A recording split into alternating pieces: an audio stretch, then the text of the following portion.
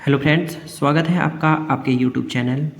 आज का हमारा टॉपिक है विलयन सॉल्यूशन। सॉल्यूशन क्या होता है? देखिए, इसकी परिभाषा क्या होती है। दो या दो से अधिक पदार्थों के समांगी मिश्रण को क्या बोलते हैं? विलयन कहते हैं। एक परिभाषा ये होगी इसकी।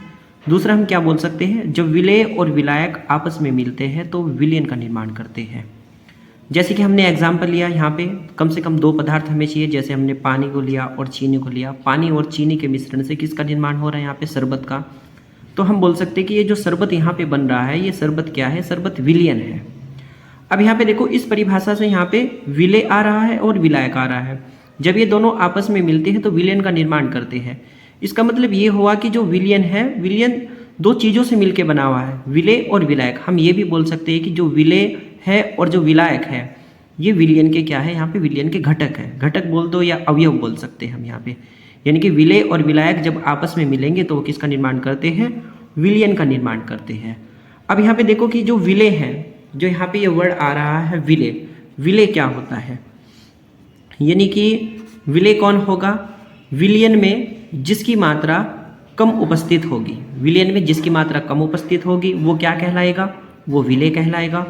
और विलायक क्या हो जाएगा? विलायक यानी कि विलयन में जिसकी मात्रा अधिक उपस्थित होगी वो क्या कहलाएगा? वो विलायक कहलाएगा। जैसे कि हमने यहाँ पे एग्जाम्पल लिया था पानी का, पानी और प्लस चीनी। पानी और चीनी के निर्माण से हम बोल रहे थे कि यहाँ पे शरबत का निर्माण हो रहा है। अब यहाँ पे देखो कि ये जो पानी है, अब इसमें देखो शरबत बनाने के लिए हमें पानी की आवश्यकता ज़्यादा होगी या चीनी की? हमें पानी की आवश्यकता ज़्यादा होगी। तो यहाँ पे पानी की मात्रा को हम ज़्यादा रखते हैं तो हम ऐसे बोल सकते हैं कि इसमें जो पानी है, पानी किसका काम कर रहा है? यहाँ पे विलायक का काम कर रहा है। और जो चीनी है, चीनी यहाँ पे किसका काम कर रही है? चीनी यहाँ पे विलेय का काम कर रही है। अब यहाँ से देखिए कि जो परिभाषा बन जाएगी इसकी विलेय की, जिसे सोल्यूट बोलते हैं, कि जो विलेय है वो क्या होता है। यहाँ पे देखो, विलयन में जिसकी मात्रा कम उपस्थित होती है क्या कहलाता है? विलेय कहलाता है। जैसे कि इस एग्जाम्पल में मैंने बताया आपको कि जो चीनी है वो यहाँ पे किसका काम कर रही है? विलेय का काम कर रही है। उसके बाद यहाँ पे देखेंगे जो विलायक है, विलायक क्या होगा? यानी कि विलयन में जिसकी मात्रा अधिक उपस्थित होती है। जैसे हमने शरबत के निर्माण में पानी की मात्रा को ज़्यादा रखा था, तो जो पानी है वो यहाँ पे किसका काम कर रहा है? वो विलायक का काम कर रहा है। अब यहाँ पे देखो कि ये जो टोटल विलयन है, जो हम विलयन पढ़ रहे हैं, ये विलयन कितने प्रकार का हो सकता है?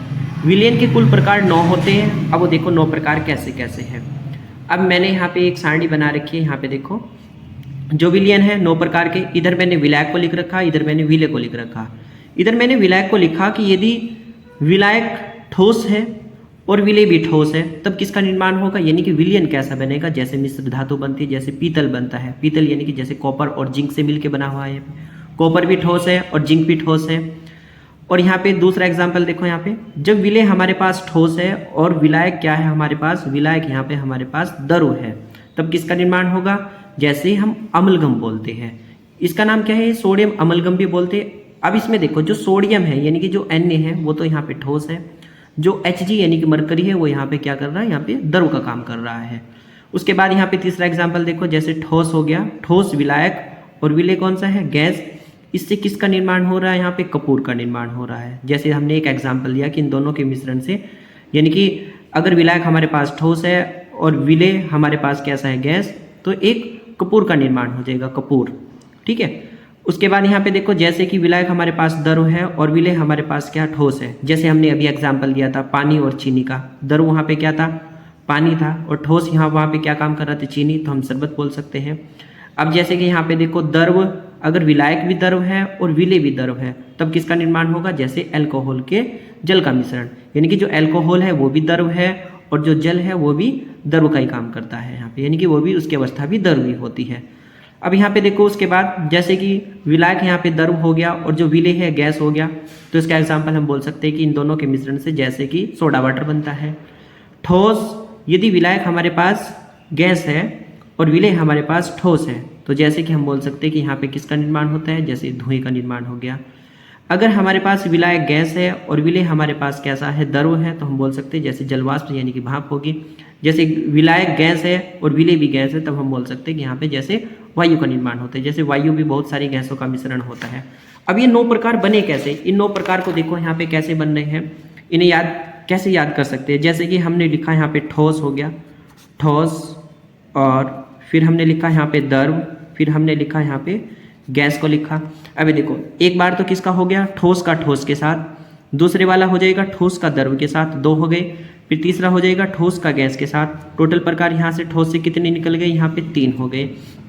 ऐसे यहाँ पे द्रव से देखो, द्रव का ठोस के साथ 4 हो गया, द्रव का द्रव के साथ 5 हो गया, द्रव का गैस के साथ कितना हो जाएगा, यहाँ पे 6 हो गए।